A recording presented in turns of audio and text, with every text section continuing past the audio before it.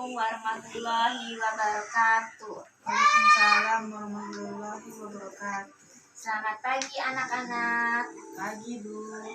Apa kabar hari ini? Alhamdulillah baik. Ibu absen dulu ya. Siapa yang tidak masuk hari ini? Ada, Bu. Siapa? Cinta. Kenapa Cinta? Sakit kah? Iya. Baiklah anak-anak, kita akan memulai pelajaran. Sebelum kita mulai pelajaran, marilah kita mengucapkan bismillah.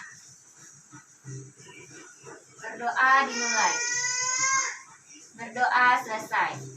Baiklah, Ibu akan mengingat materi tentang pelajaran yang lalu tentang kehidupan manusia pada masa praaksara. Ibu kan ada kasih tugas ya? Iya. Udah dibikin tugasnya? Sudah.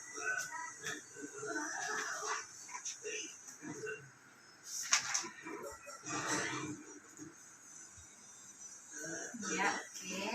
Ibu mengingat kembali tentang kehidupan manusia pada masa praaksara.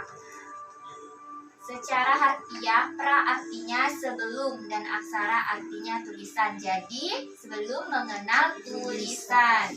Baiklah, untuk materi selanjutnya kita akan membahas tentang kehidupan manusia pada masa Islam. Dalam pelajaran ini, Ibu akan mendeskripsikan perkembangan masyarakat Indonesia pada masa Islam. Buka di halaman 19 ya anak-anak. Ibu akan menjelaskan masuknya agama Islam di Indonesia. Saat ini Islam merupakan agama yang dianut oleh sebagian besar masyarakat Islam. Penyebaran Islam di Indonesia sendiri dianggap berasal dari beberapa sumber, seperti kegiatan perdagangan oleh para pedagang Muslim Arab, adopsi oleh penguasa lokal, serta adanya pengaruh tasawuf. Namun, sejarah masuknya Islam ke Indonesia untuk pertama kalinya masih diperdebatkan. Ada yang menyebut pada abad ke-7, ada pula yang meyakini pada abad ke-13. Beberapa sejarawan menyebut Islam pertama kali memasuki wilayah di Indonesia pada abad ke-7. Berita Cina dari zaman dinasti Tang. Catatan tersebut menerangkan bahwa pada 674 Masehi di pantai barat Sumatera telah terdapat perkampungan bernama Barus atau Pansur yang dihuni oleh orang Arab yang memeluk Islam. Hal ini juga didukung oleh keterangan para pedagang Muslim Arab dan Persia yang telah memiliki hubungan dagang dengan kerajaan Sriwijaya di Palembang. Sangat mungkin bahwa melalui kontak bisnis terjadi pula kontak budaya dan agama antara masyarakat lokal dengan pedagang Muslim. Terus penyebaran Islam di Indonesia. Sebelum penjajahan, meski Islam masuk ke Indonesia pada abad ke-7, penyebarannya baru terjadi pada sekitar abad ke-12. Pada awalnya, Islam diperkenalkan melalui para pedagang Muslim Arab. Setelah itu, lewat aktivitas dakwah yang dilakukan para ulama, bukti yang memperkuat dugaan bahwa Islam mulai berkembang di Pulau Jawa pada abad ke-11. Adalah ditemukannya nisan Fatimah binti Maimun di Leran, Gresik yang berangka tahun 1082 Masehi. Selain itu terdapat jirat atau batu nisan khas Gujarat di nisan makam Maulana Malik Ibrahim di Gresik. Di daerah Jawa lainnya terdapat jirat yang terbuat pada masa kerajaan Majapahit, yaitu Troloyo dan Trowulan. Seiring berjalannya waktu, politik Islam juga mulai bertumbuh pada abad ke-13 di pantai utara Sumatera. Dari catatan Marco Polo yang singgah di Perlak ketika dalam perjalanan pulang dari Cina menuju Persia pada tahun 1292, dilaporkan bahwa setidaknya ada 1 kota Islam di Indonesia. Diketahui bahwa saat itu telah ada kerajaan Islam di Tumasik dan Samudra Pasai yang menguasai perdagangan di Selat Malaka dan memiliki pelabuhan-pelabuhan penting untuk mengekspor lada ke Gujarat dan Benggala. Pelabuhan tersebut mulai ramai pada abad ke-12 ketika Majapahit masih memiliki hegemoni di kawasan tersebut dan ketika para pedagang Islam dari berbagai bangsa telah melakukan perdagangan di kawasan ini. Secara umum, para pedagang lokal dan bangsawan kerajaan besar adalah orang-orang yang pertama yang mengadopsi agama baru. Penyebaran Islam pun kian terasa setelah seorang pedagang muslim menikahi wanita Indonesia.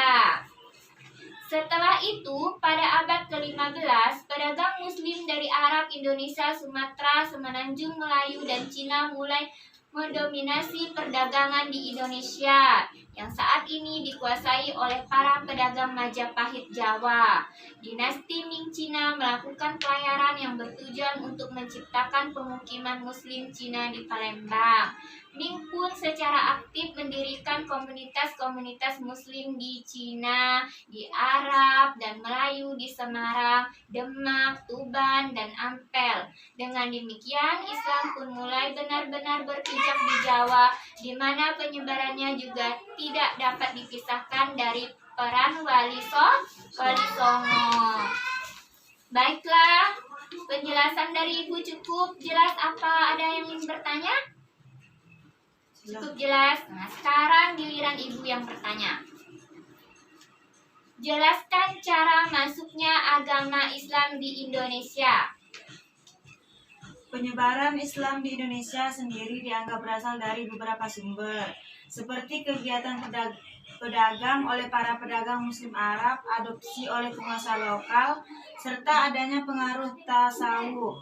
Namun, sejarah masuknya Islam ke Indonesia untuk pertama kalinya masih diperdebatkan. Ada yang menyebut pada abad ke-7, ada pula yang meyakini pada abad ke-13. Ya, dengan demikian masih adanya perdebatan masuknya agama Islam di Indonesia. Sekarang pertanyaan nomor 2. Bagaimana cara penyebaran agama Islam di Indonesia? Pada awalnya, Islam dikenalkan melalui para pedagang Muslim Arab. Setelah itu, lewat aktivitas dakwah yang dilakukan para ulama. Bukti yang memperkuat dugaan bahwa Islam mulai berkembang di Pulau Jawa pada abad ke-11 adalah ditemukannya nisan Fatimah binti Maimun di Leran, Gresik yang berangka tahun 1082 Masehi.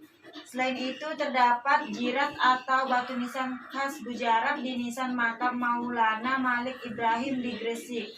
Di daerah Jawa lainnya terdapat jirat yang dibuat pada masa kerajaan Majapahit, yaitu di Troloyo dan Trowulan. Ya, baiklah, sudah jelas penjelasan dari Ibu dan jawabannya juga sudah benar. Untuk minggu depan Ibu akan kasih PR ya. Iya, Bu. Di halaman 20. Kesimpulan dari materi yang Ibu jelaskan tadi, masuknya agama Islam di Indonesia melalui perdagangan. Penyebaran agama Islam terjadi pada abad 12. Pada awalnya Islam diperkenalkan melalui para pedagang Muslim dan Arab. Itulah kesimpulan dari materi kita hari ini. Untuk minggu depan kita akan mempelajari kelangkaan dan kebutuhan manusia. Ini nanti akan kita bahas di minggu depan ya. Iya, Bu. Untuk materi hari ini Ibu akan memberikan tugas di halaman 20. Buka halaman 20. Ada pilihan ganda 10, terus esainya 5. Dikumpulkan ya minggu depan ya. Iya, Bu. Baiklah anak-anak, cukup di sini pelajaran kita hari ini. Ibu akhiri dengan wabillahi taufiq wal hidayah. Wassalamualaikum warahmatullahi wabarakatuh.